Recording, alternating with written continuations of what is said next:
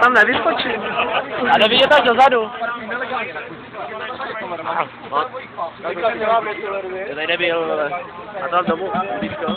No, je to na net.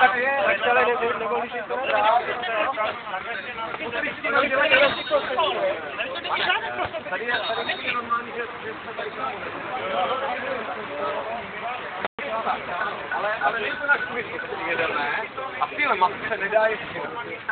Vy dojedeme tu můžete... Ale když to bylo roky spát, tak si dalo. Ještě teď s váma lávěčkat. To se dalo. Říkáš na to diskuzi. Proč to teďka jdete, jako... Dokážete, že sami odstupy dokážete. Mají slepo. Já bych poprosil, že se nemohli uklidně. A jak observujeme, naši policie, že jsou si problémy na kopci naší trasy u Alterny. My tady... Já jsem pro jeden. Se rozjedeme a nic nám neudělám, normálně, jdeme po cestě. Jde chytrej. Tak jak máte. On jako každý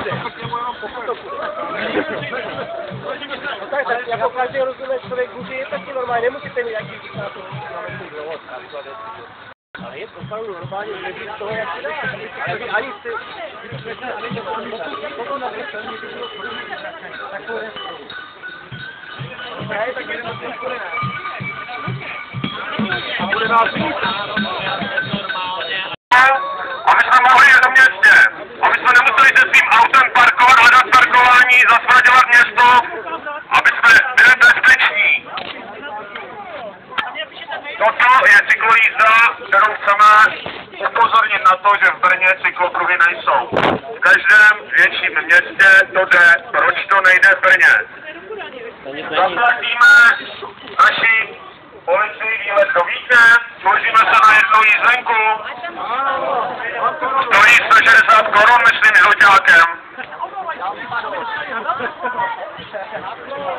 Jedem. Nebuď chytrej.